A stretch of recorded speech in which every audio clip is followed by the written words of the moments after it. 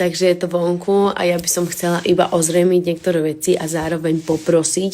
Vidím, že vychádza strašne veľa článkov, ktorí čerpajú z môjho Instagramu a prosím vás, už keď píšete články, nezverejňujte klamstvá a nezverejňujte vaše nejaké domnienky, pretože keď som musela zrušiť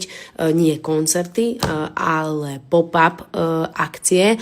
tak ja som naozaj mala COVID. Nebolo to z dôvodu, že som tehotná, bolo to z dôvodu, že naozaj som mala COVID a na tom pop-upe som sa mala celý týždeň, každý deň fotiť s ľuďmi, čo samozrejme nebolo reálne, keďže som mala proste teplotu, proste mala som zimnice a som mala COVID a bola som chorá. Ja koncerty neruším, koncerty stále budú, ja